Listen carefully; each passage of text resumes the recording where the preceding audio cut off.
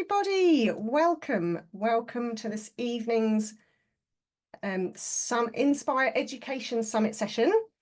I'm Alex O'Neill and I will be your host for the summit. It's absolutely wonderful to have so many of you here.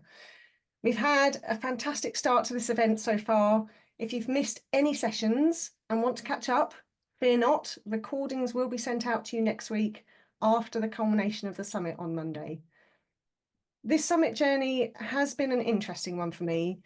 Years ago, I felt so impassioned to do something about the education system in the UK, but I felt like I just didn't know where to start.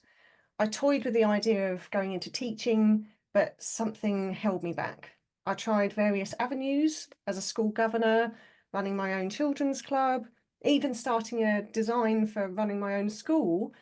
But it wasn't until I founded the Limitless podcast that I felt I'd found the right place for me. And then I found Jo Symes from Progressive Education when she asked me to do some live interviews in her Facebook group.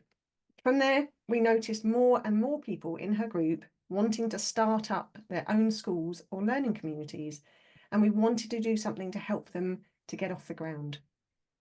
And so next Monday, we are launching a brand new membership group for anyone who wants to support and community in launching their education startup. You'll find out more at the final summit session on Monday evening next week on the 20th of November. And if you can't make it live, then you'll find out more in the following week via email. And this makes me all the more excited to welcome our guest for this evening. So some of you may know Charlotte Church as a singer-songwriter, actress, TV presenter, and political activist, but she's also the founder of the Awen Project, a pioneering new model for education where young people are championed to be themselves and follow their passions as active participants in a democratic community. Charlotte has led an extraordinary life, touring the world from the age of 12 to perform in opera houses and for some of the most powerful people in the world. She studied her academic subjects on transatlantic flights and did GCSEs in the White House. Her vision for the Awen Project came as a mother balking at the unnatural way schools organise children and systematically deny them basic freedoms. She embarked upon an extensive research and development project to understand how education was being done in the best schools in the country, from Springwell Learning Community in Barnsley to Eton College. Ultimately, it was Sand's School in Devon that provided the greatest inspiration, and she founded the Awen Project as a charity to support democratic learning communities in 2019. So I've given her an excellent introduction. Charlotte, if you'd like to unmute yourself and show yourself on screen. Hello. And say hello. Hello, good evening. Good evening. So I'm here to ask Charlotte lots of questions, but it's not just me. I'd like everyone to be able to take part. So if you have questions for Charlotte, start dropping them into the chat as we go through the session, and we shall find out more about your life and how you have developed your education project. So first of all, tell me a little bit about, let's go right back to the beginning. What was your education experience growing up? It must have been a very unusual one. So it was pretty normal when I was a little one. When I was in primary school, I went to a local Catholic primary school, and I had a pretty nice time. I had some really good teachers, and I remember the bits that I enjoyed the most were the most creative sessions. Whenever we were being creative, whenever we were singing or acting or crafting or making stuff, and then I got a scholarship to the Cathedral School, which was a prep school, and I got a scholarship there for my voice as a choir girl. And that was a very different sort of education. And it was a really intense shift for me in terms of like the academic learning. And I was a proper, I was a working class kid who got a scholarship into this really posh school. So I had all sorts of problems with bullying and all of that sort of stuff. And then my career took off, and then I had 2 tutors when I was on the road, and then I would still go back to school occasionally. um, but I suppose the real value in my education was travel. Um, Mm. so for me, that was an absolute gift and a privilege to be able to travel all over the world, meeting people from all sorts of different cultures, seeing some incredibly natural wonders of the world, working with orchestras, working in business as well was an education, of course.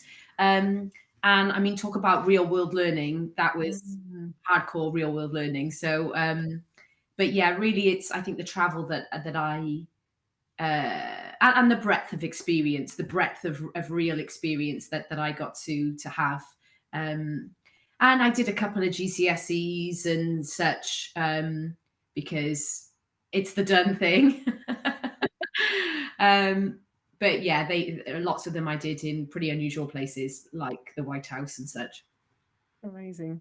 So, were there any standout moments when you were traveling where you realized like how an unusual experience it was, but you knew it was going to sort of stick in your mind for a lifetime? I think so many. It's difficult to sort of name them all. I mean, I got to see some extraordinary, natural wonders in the world. Places like, having a tour around Niagara Falls or the forests of Brazil, or being in Australia and learning about the plant life, or, I mean, so many. I've got so many experiences. Um, and then also just having to like being in quite sort of high pressured situations where I'm having to learn a Japanese song in 2 days for a TV commercial, or like really madcap things as well. But it just really absolutely like fired my brain. I was having to do so many different sorts of things all the time. I was learning so quickly because also the stakes were high. It was a high stakes, high pressure environment. Um, but I think it definitely sort of sharpened my mind and my capabilities at the time. Mm. And the thing that strikes me about it is that it wasn't like so many school environments, the learning that you undertake is manufactured essentially. Whereas for you, it was this is just life, and I'm having to do it because I'm here and I'm having to engage and I'm having to learn these things because, I'm going to be on stage or I'm going to be on TV tomorrow, or, I've got to fly somewhere else tomorrow, that kind of thing. Absolutely. And I think that and I suppose the other ways in which I was educating myself and my sort of self directed education, lots of that was around religion and philosophy and, sort of a lot of the more existential, spiritual areas of life that were really interesting to me from when I was quite young. But in terms of then my formal education, my tutors were marvelous. They were absolutely wonderful people, and they were with me all the way through. Um, but the stuff that we were doing in school was unbelievably boring. And it was a grind. My 3 hours of tuition a day that I used to do was yeah, it felt like a real grind because yeah, I was having this incredibly dynamic, agile, Mm. real education, and then sort of going back to the moat learning felt a little boring. Do you think it was useful at all, like looking back? I mean, sure, in a way. Mm. In a way, because of course, it's still getting that cognition going, and you still are, I suppose, honing some skills and retaining some ideas and starting to get some contextual understanding of the world in which you are a part of.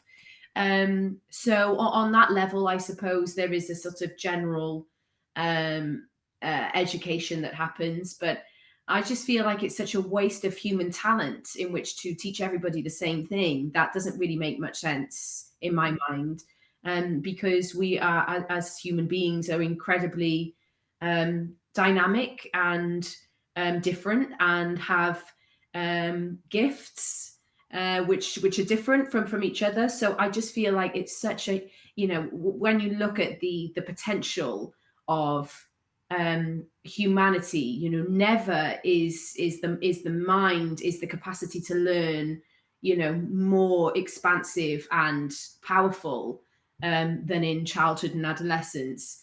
And in the majority, I feel like we take that away from our children and young people, um, Mm. by making it so homogenous.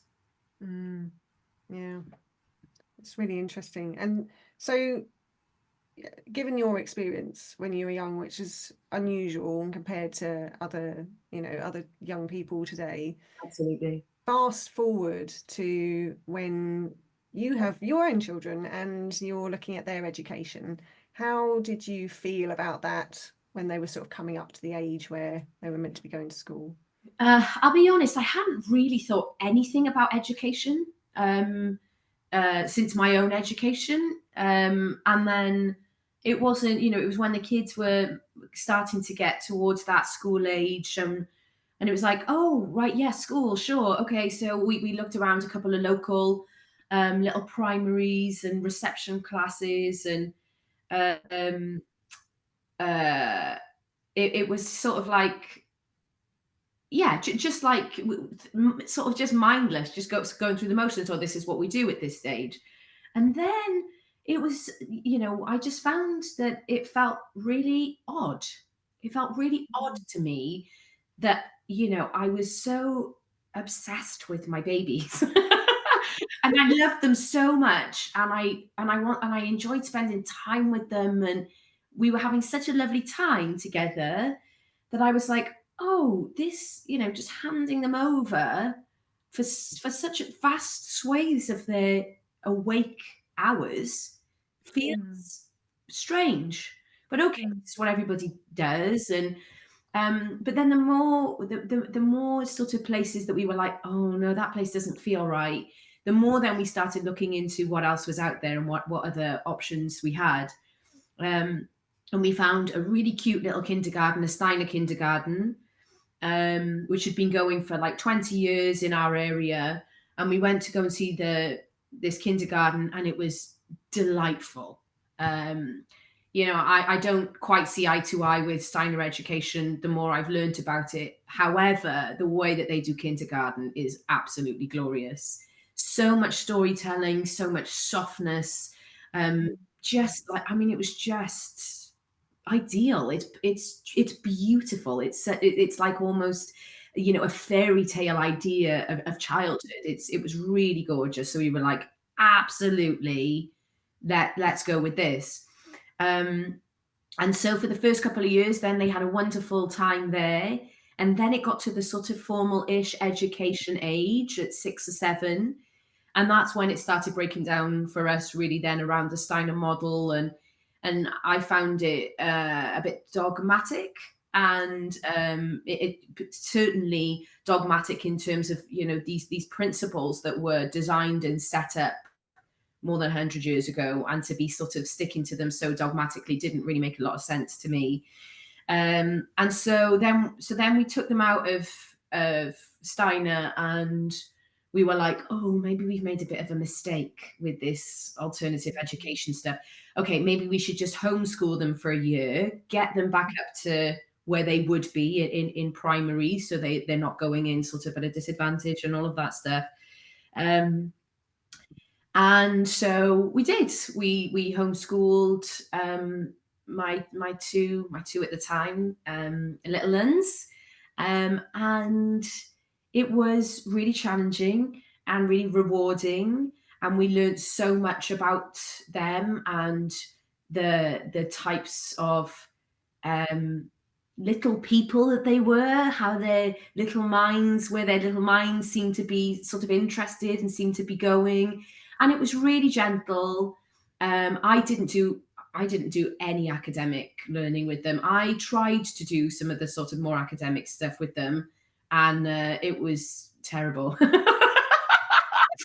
So I became forest school teacher, And then we would just make stuff as well. So we would learn about, Amazonian tribes who built their houses right high up in the treetops, and then we build models of those with clay and forage things that we find from the forest, and we'd cook in the forest. And but then they also had my husband Johnny, who is now our teacher, one of our teachers at Awen. Um, and he was an amazing, a very natural teacher, really, really smart, loads of incredible knowledge that he's got in his mind. And so he was really able to be really agile in the classroom and sort of go wherever their interests went and how they wanted to learn. And then we brought friends in. Sometimes they go and sort of work and take orders in their mamgi, their grandma's cafe.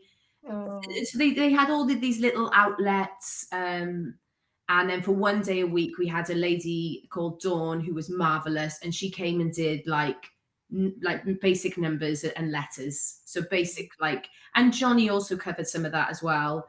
But yeah, it was just really, really delightful. And so we carried on doing that then for a number of years. And then when my eldest daughter got to about maybe 10, 9 or 10, then she started going, oh, I really want to try school. And actually, by this time, we'd amassed a little crew of children. There was lots of other parents who had been like, oh, can you homeschool mine? Do you you're doing a good job. a couple of days a week? So then we started, and then in my forest school sessions in half terms and stuff, we'd have loads more kids who were like their little friends from different places. But yes, so then my eldest daughter started talking about, I just really want to try school. And so, we'd been learning, I think, more about alternative education and the different types and different ways in which to do it. And so we were like, okay, sure, of course. But at the time then, I think it was by that point that I had decided to start Awen. And so went on my hardcore 18-month research mission. And so all the while then Ruby was in a primary round the corner for year 6. And she loved it. Like she absolutely loved it. And she slotted in very well. But it did require her to be a bit of a shapeshifter, absolutely, as I think most mainstream education requires you to do, sort of betray maybe a bit of a strong word, but just sort of suppress, if you will, that sort of authentic you that's starting to come to the fore, and or shapeshift to fit in and belong. Yeah, sorry, that was a really long answer. And then yeah, we decided to start Awen. So what happened with your daughter at that point? Did she decide to stay and carry on with school, or did she join Awen? No, so she joined Awen with my son as well and 18 other young people. And so we had been going, oh, okay, we this homeschooling stuff has been great, but actually we feel like they need a little bit, they feel that more of that big society and more young people to be around every day. And so we looked at moving. Once we'd been to Sands and seen Sands, we were like, well, maybe we should move to Devon.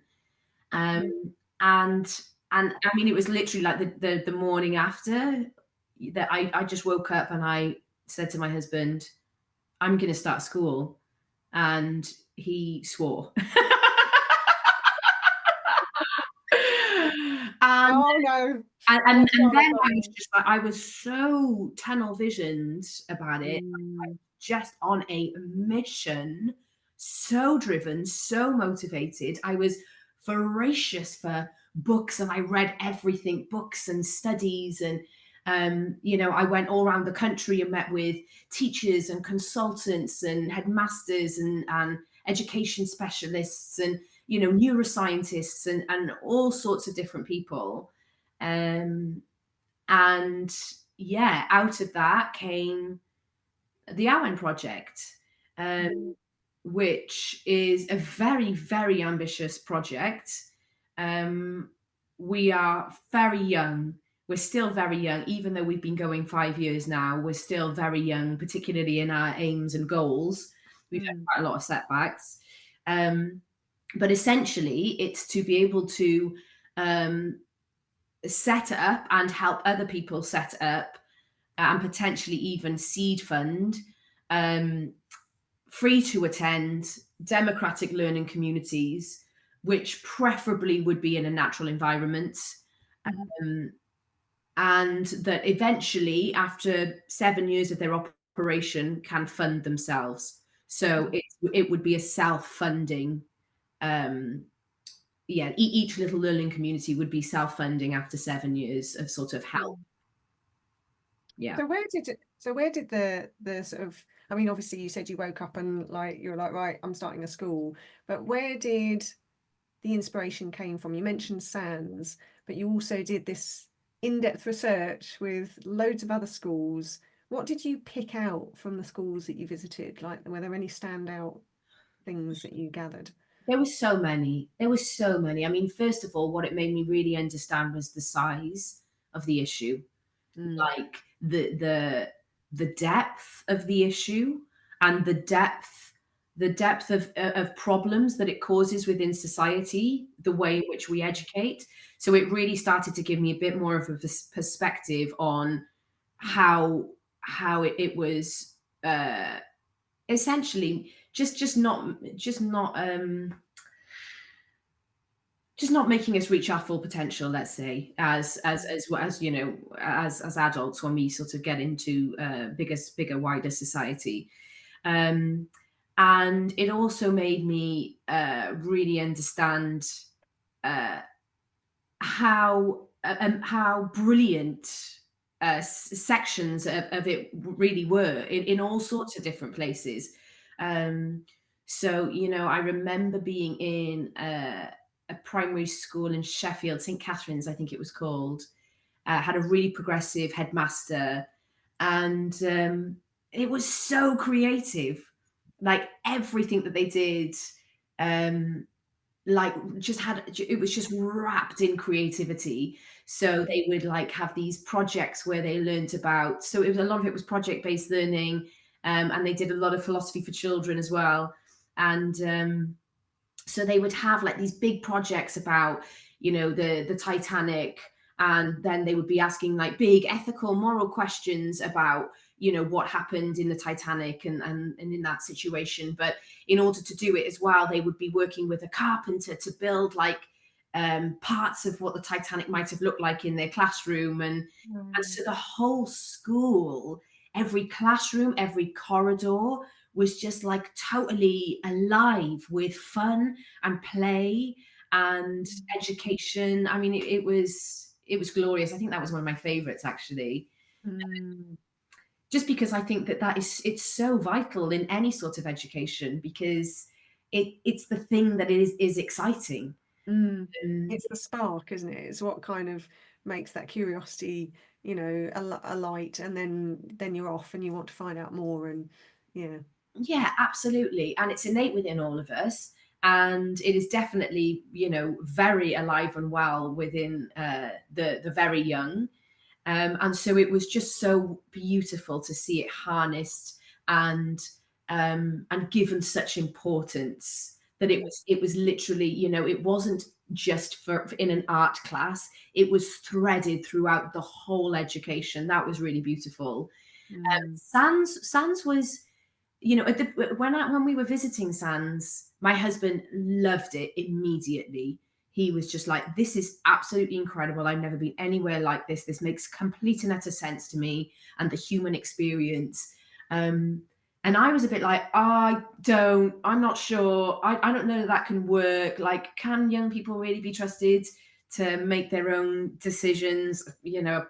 Especially around education. Like, I'm not sure. But there was something about the way that it felt, and I'll tell you how it felt. Right, it felt like my rib cage was, or like my chest was opened up. Mm. It was so authentic, and everybody was so authentic that it was almost like, it was almost quite challenging. Mm. And I felt quite like open and vulnerable almost. Um, but it really, it stayed with me, and it played with my mind. And I was speaking to me and my husband then was speaking, for the next 2 days about it, and having really big talks about it. And then I think in the end I was just like, yes, let's do this. And then another book that really sparked me on the journey was Free to Learn by Peter Gray. Mhm. Yeah, and a lot of that was taking the sort of combined understandings of pedagogies from Indigenous peoples and First Nations peoples from around the world, Mm. and how we have done it for the vast majority of human existence. And that was a real eye opener as well. And but not just an eye opener, like it landed in my body as something that was like, Mm. that feels right. Mhm. That Mm. absolutely feels right. Um, so I mean, but that was only that was in the honeymoon period. That was when it was all going swimmingly. It was all a dream. And Yeah. then you launched the Awen Project. Mhm. And how did that go? That's a We very broad question. we launched in the September, and COVID hit in the March. Mm. So, and the way we launched at the beginning was that we jumped through all the hoops. We got our school registration. We did the whole thing. At the time, it was in the annex of my house. So we had to get all the planning permission. It was a nightmare, to be honest, to jump through all of the hoops. But we did it. And yeah, and then COVID hit. And those first 6 months were amazing and hardcore and intense, um, and experimental and exciting and all consuming. And then when COVID hit, uh, we sort of had lost a pot of money that we were hoping for, which would have ensured us to be able to rent a building, basically. Mm. And so and so when COVID hit, then we found this amazing platform called GatherTown. Mm. GatherTown was, oh, it was absolutely brilliant. And they basically built their own online school. Like, it was basically almost like a Minecraft sort of thing, but they had little characters. And when the little characters came towards each other on the screen, then the video would open up. Oh. They built like online exhibitions. They did all sorts of cool stuff on GatherTown. And it was a free platform as well. It was amazing. Um, but yeah, so we lost a pot of funding, and so then it was like, oh my gosh, well, what are we going to do? We weren't allowed to stay in the annex any longer of my house because of the planning conditions, and so then we struck up a deal with the Woodland Trust, and they licensed us a bit of woodland, Mm. and so that was totally different then, from everything that we had been doing. Then it's like, okay, well, it's education outdoors, but it's not outdoor education. It's not just going to be sort of forest school and outdoor skills and those sorts of things. We're going to do education in the forest. And that was a game changer. That was an absolute game changer for Mm. young people, particularly those with sort of neurodivergent stuff going on. It's really quite a wonderful environment. Mm. Kinesthetically, it's a really wonderful environment in terms of anxiety and any sort of mental health stuff. It can be very calming. And it's just, you're not, they're in no way then sort of penned in. So Mm. it was just this totally naturalistic outdoor education, and even stuff like, you know, um, there's so much research now around being outside and what the lumen levels do for your level of concentration, and having that fresh air or that cold. So, not just in terms of like you know, a brain concentration way, but in a whole physical, holistic wellness sort of way. Um, Mm, it was absolutely amazing. mm, Um, yeah, and then that's when they started to call themselves a tribe then. So they, you know, they don't call themselves, they call themselves the Awen tribe, mm. our young people who are there currently, and they have them for the last couple of years. Oh, that's so beautiful. And it feels like such a little family really, um, that have developed over the years. Have you had a lot of change in who's been there? Yeah, we've had a lot of change for, you know, some people, um, I'm sure you're aware, you know, within alternative education, it's a broad church. Mm, There's a lot of different sorts of people who are there for a lot of different sorts of reasons. And so sometimes expectations don't align. Um, and also it takes a lot of courage to break from the mainstream and then stay there. It's a big decision, and it's hard to swim upstream. Uh, mm, and so I think, um, yeah, often what we found would happen is that, you know, by about 14, when people started to get really GCSEs, no, what are we going to do about GCSEs? Then we've ended up having a lot of leavers at around that age. mm, And then people going back to mainstream or really focusing heavily then in homeschool on their GCSEs.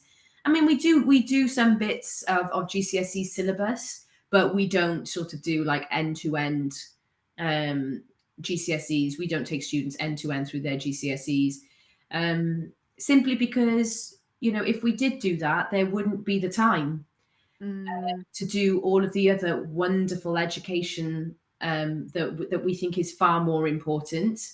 mm, And again, you know, it's like, oh, it's there's what's his name, Gert Biester. He's got a book called The Beautiful Risk of Education, and he really lays out that, you know, whatever you do, it's a risk.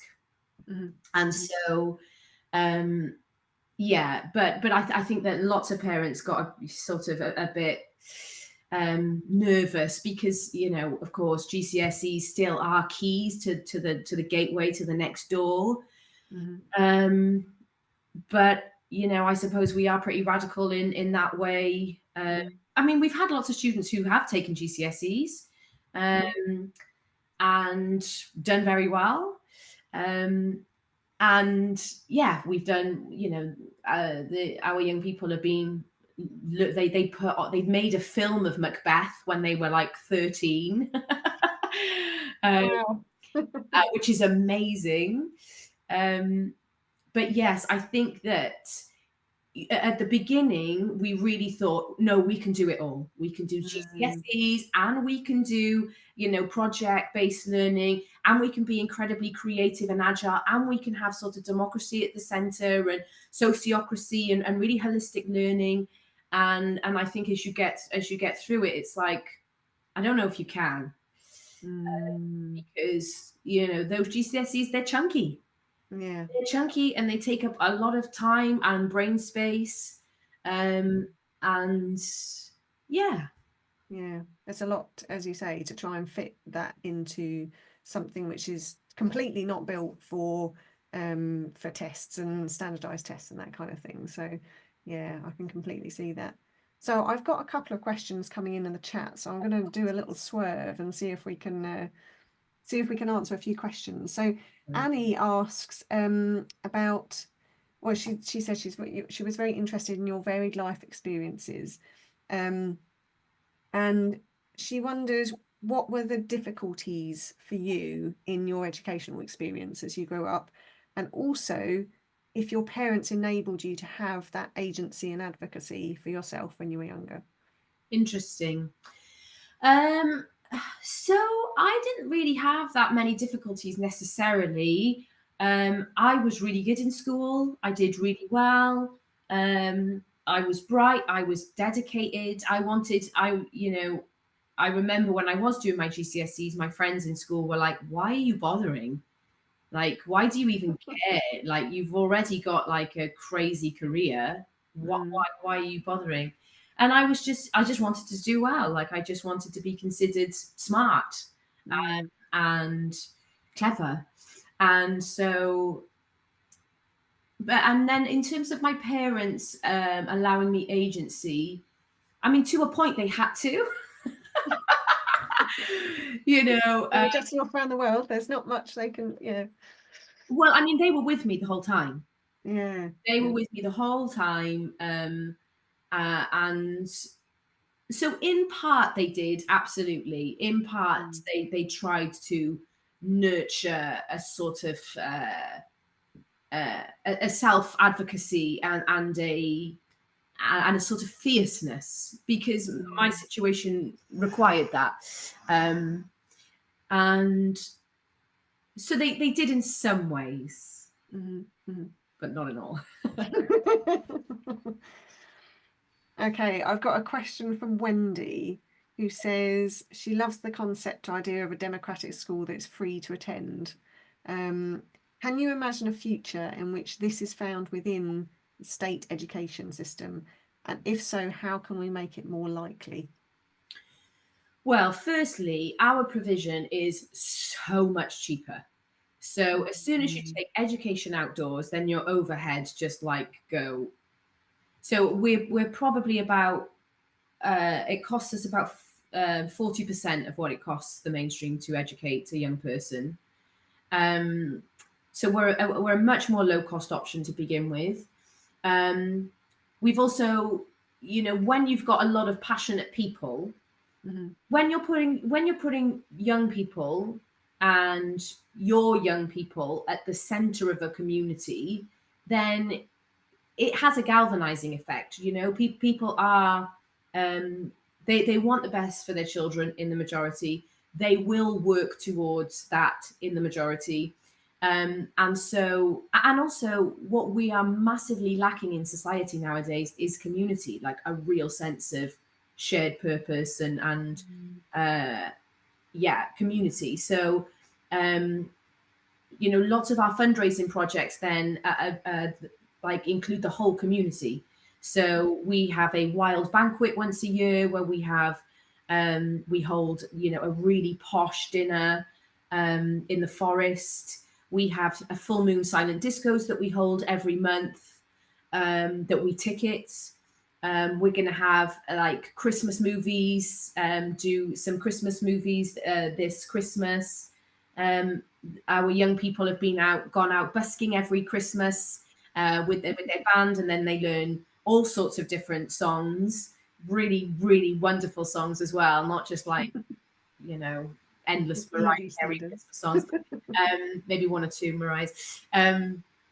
And they go busking and they earn a fortune for Awen every Christmas and love it and have a ball doing it. Um, and so that the whole community is involved in that fundraising, and obviously we're Mm, still going for grant funding, and trying to get sort of fellow travelers and investors on board with us who want to see a change in education. So I suppose that there are so many ways in which an Awen education or an education like Awen works, not just for that individual young person, but because it's so relational, like it's relational throughout. And that mm, means that mm, it's relational with the parents as well. So you end up just forming like just a much stronger mycelial network mm, and everything is then feeding and informing um, everyone and everything else in the sort of ecosystem.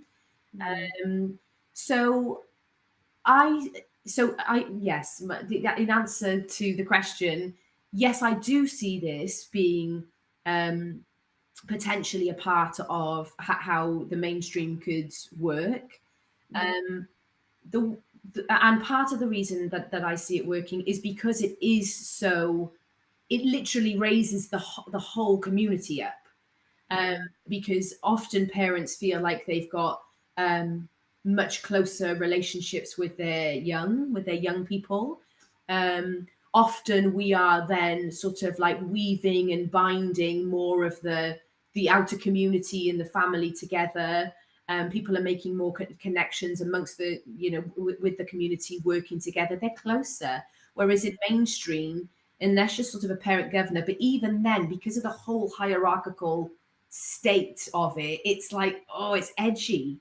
And we've got none of that. Like it's properly relational on every level. So I think that actually adapting more relational models, whether it's Awen or whether it's any other sort of relational education models, it's really important for the growth of community.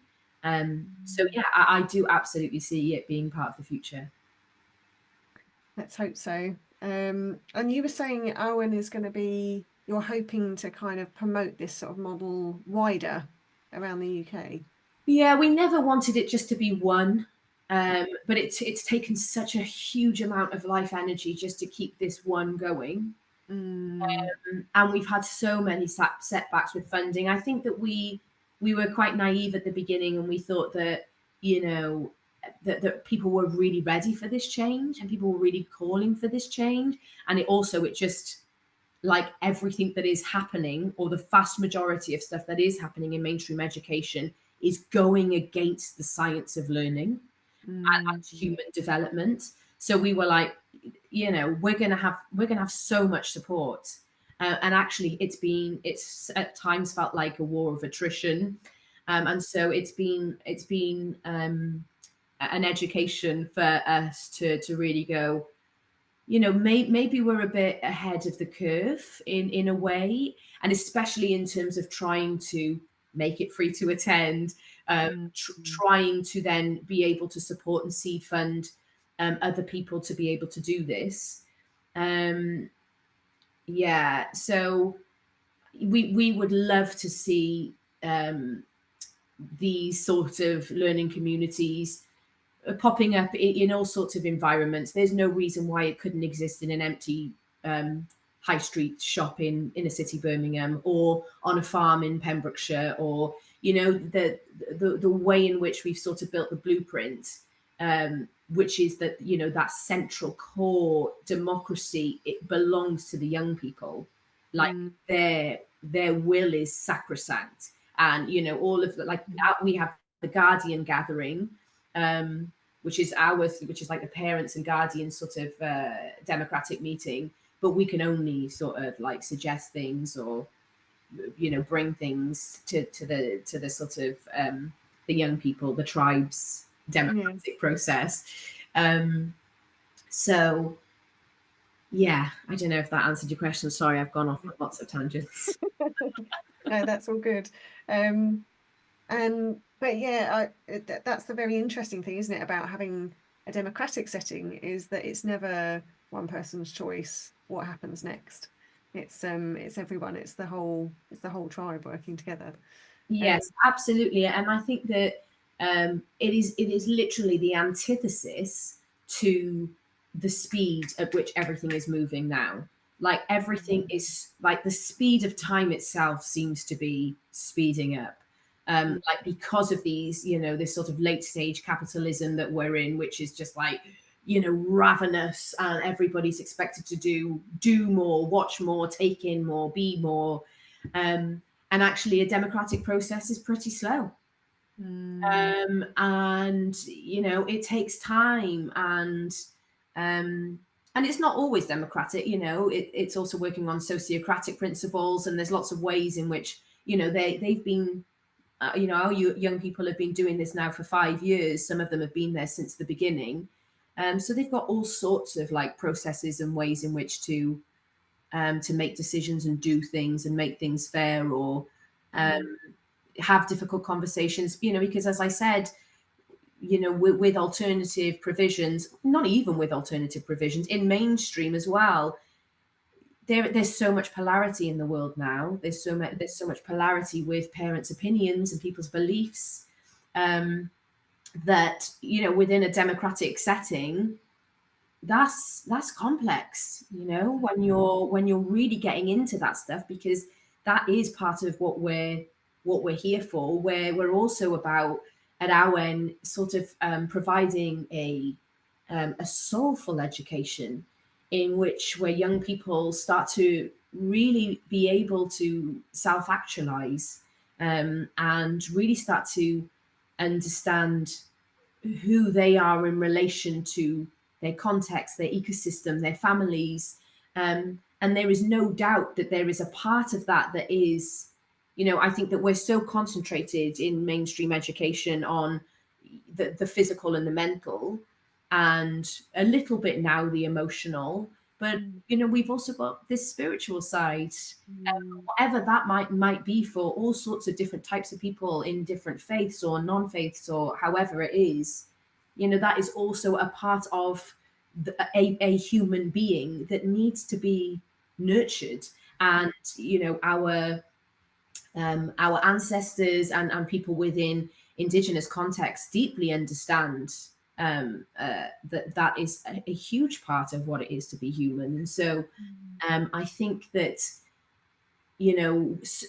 when young people are helped to start to feel what that is, and explore who they are in their relationship with nature and the land and each other, and then their differences as well, then it can be really helpful for a very polarized world. mm. A more beautiful and laid back future it feels to me.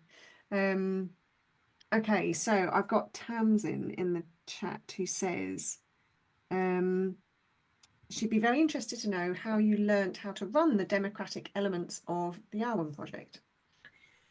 So through our early process, we had a couple of mentors. One was Sean Bellamy from SANS. Mhm. He was on the blower all the time, or on Zoom, and we were like, "Oh my god, we've got this situation. What are we going to do?" And so he was absolutely wonderful and gave us so much of his time and expertise. And he is an extraordinary human being and an extraordinary teacher and educator. And then we were also working with this incredible coach called Briggy Kiddle, and Mm, she has worked with Eton College and sort of developed a emotional agility, like a curriculum for Eton, and she's done loads of amazing things all over the world in lots of different areas. But so she was also really helping us to understand. I suppose she was more on the sort of relational side of it. mm, And then Sean was both relational and on also like the structural and the sort of the visions and the values and the democratic principles. But really, it's been an experiment, and it continues to be an experiment. Like they're all learning together. I was way more involved in the start. I'm not very involved, particularly in the day to day now. My husband is teacher, so he is like massively involved. yeah. um, but yeah, they're all learning together all the time, Mm, and so I suppose we'd also gone to Summerhill, and um, and sort of read into the Sudbury model, uh, and so yeah, we were really playing about with, and not just us, the adults in the situation, but also the young people were playing about with freedom, and then being held a little bit more tightly, mm, whether that was in structure, whether it was in things being put in front of them, like ideas for projects. So it's just been this constant evolving, I suppose, of these principles and these ideas, and experimentation around what works and what doesn't work, and what works for this group of people at this time. So I think one of their only hard rules was that anything that they decided they had to try for at least 2 weeks. But the mm. amount of times that it was like, phones are allowed all the time. No phones are ever allowed. Nobody can ever bring in any phones in. Bring in phones, and then this time they said so. So it's just this constant like um experimentation, and it changes for different groups of people. And yeah, and also depending on what they're learning. So at the Mm. moment, they're doing a lot of filmmaking. And Mhm. their phones are really, really important, really useful tools in filmmaking. And part of Mm. the reason they're doing filmmaking is because we're having this big Christmas cinema thing, and they're going to make short films, which are going to be shown at the before the Christmas film. So there's so they've done so much stuff. They've done so much amazing stuff. They're going to Venice this year. They fundraised for themselves to go to Paris. They did a restaurant takeover of a French restaurant, and we had a big fundraiser night, and they, played French songs and did loads of French cooking and fundraised for themselves to go to Paris and went to the Pompidou and did loads of cool stuff. So they're really empowered. They're a really powerful, empowered group with Mm. little creative, fabulous young people. So is that the fundraising element? Is that how you make it free to attend? That was a question from Rachel in the chat. Or is there anything else that that sort of enables that to happen? Yeah, at the beginning, I funded it for the first year, Mm. and then I couldn't fund it any longer. Mm. And so we had one big donation, and then we had a couple of small little grants, but it was really difficult. Again, we didn't know how difficult it was going to be for us to be able to access different grants and different funds, because so many people see education as a statutory provision, and so you're always having to sort of go around the outside with certain projects that you fund for. And but of course all of that means loads more admin and sort of showing where that money's going. And for a while, whilst we were really in trouble, I did loads of celebrity game shows. I went on loads, probably, yeah, 7 or 8. So that was quite an unusual funding strategy, but it worked and it got us through a really tough time. Yeah. Um, yeah, so we've played with ideas of whether we could make it just a super super low cost model, but there's something about it that just doesn't sit right with us. Mm. For it to cost anything at all, or for there to be any sort of barrier. Uh, Mm. yeah, so I mean, and that is probably the most radical part Mm. of what we're sort of offering here, Yeah. um, and the most complicated. Mm. However, year on year, our little community of families and young people and their wider community are raising more and more money every year. Um, Mm. and part of that is just, again, it's about being creative. It's about understanding, right, what skill sets have we got in this parent group? What gear have we got? What does everybody do? Some people might have a sound system, or some people might have access to lots of computers. Do you know what I mean? There's Mm. you're really um understanding um the qualities and the capacities of the wider community, in order to try and uh, fundraise. Mm. Yeah, it's very interesting. It's I mean, Joe and I, it's the thing that we hear probably most often Yeah, is the struggle with the funding and the fact that most progressive education settings have to charge fees because that's the only way they can make it work. So it's really interesting that you've managed to fundraise enough to make it self-sustaining. And I wonder, I mean, actually, this sort of dovetails into one of the other questions that came in the chat from who was it now? Bryony, who said that her son is at a democratic school in Brazil, but they struggle with the community engagement, the family and the community engagement. yeah. So how have you sort of fostered that from the start and made that part of what the Awen Project does? It's been tough. Hmm. It is tough. And so I suppose actually there is an exchange for your child to come to, or your young person to come to Awen, which is 4 hours of volunteer time per parent, if or guardian per month. Mm. um, and that has been really difficult, and we've only got it right in the last year, and that is because we got funding for a volunteer coordinator position, and the person who got that position was one of our parents, and she is extraordinary. She's absolutely brilliant, and she's completely changed that, and now we've got far more involved parents, and but also, like, the more involved you are, the more you get from it, the more it feeds you, the more you want to be in that community and around that community and working for that community, because lots of the stuff that we do is really fun. Like full moon silent disco is not a hardship. That's loads of fun. Hosting like a big wild banquet in the woods, or I mean, what are the other things that we've done? We've done so much. One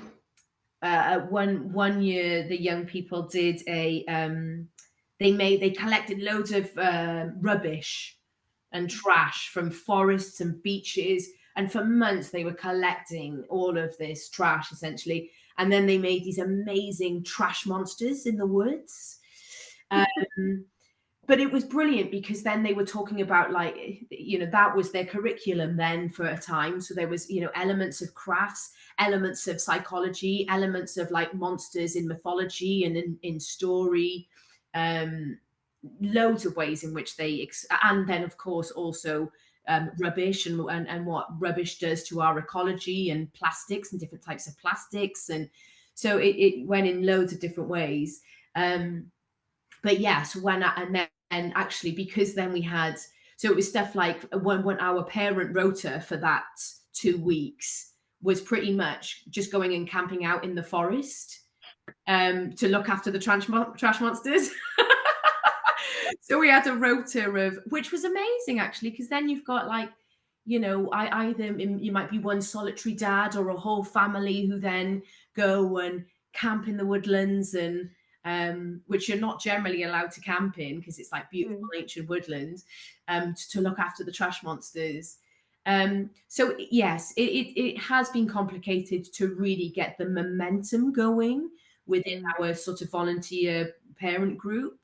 But the key for us has been our marvelous Marie, who has really managed to sort of streamline it and hold people accountable, essentially. Yeah, that I think sometimes you just need to find that right person, or even, as you say, that right role to make it work. Okay, I've got one or two more questions that I can pick out. So let me just have a look now. Rosemary asks or says, outdoor learning sounds amazing. What practical challenges have you faced with the weather, and how did you deal with them? So it's quite amazing when you see a young person in October who is just like, oh, it's muddy and oh, it's cold. And then by February, they're just like, Whatever. soot on their faces in a t-shirt.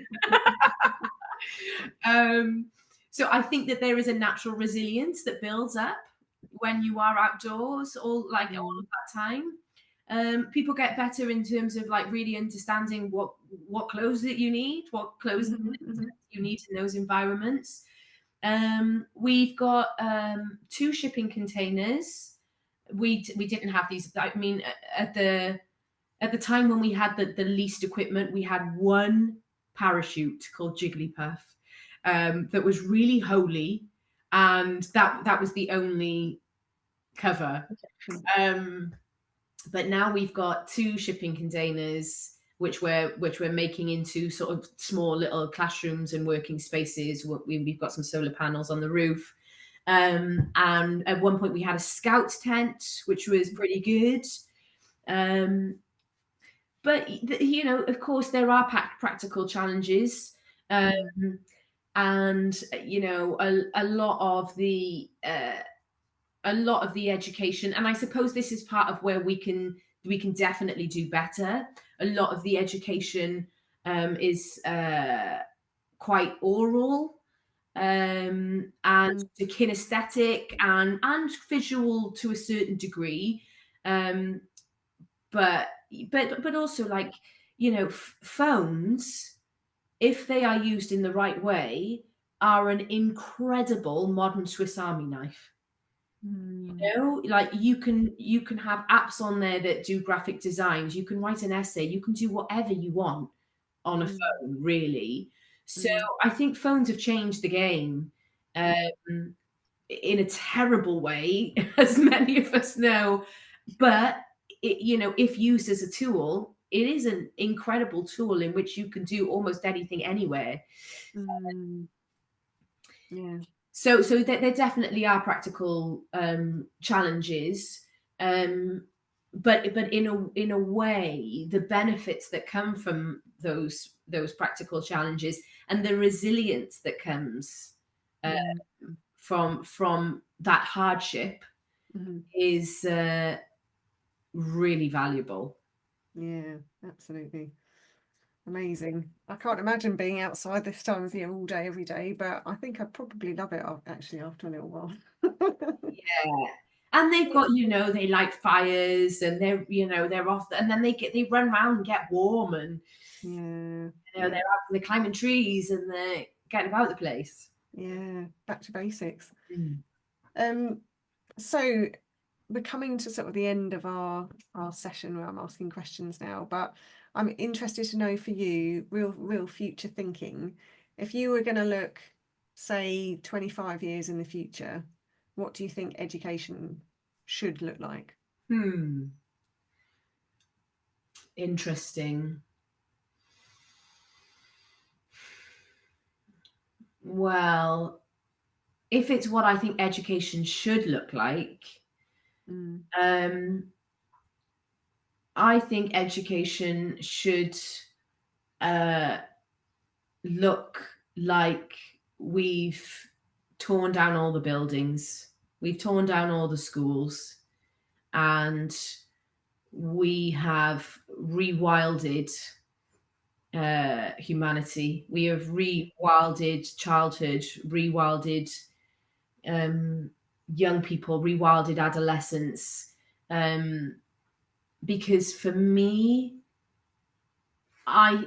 you know, my personal belief, this isn't necessarily the belief of Awen, but I think that the thing that we are missing most, that is hurting us the most, is our connection to nature.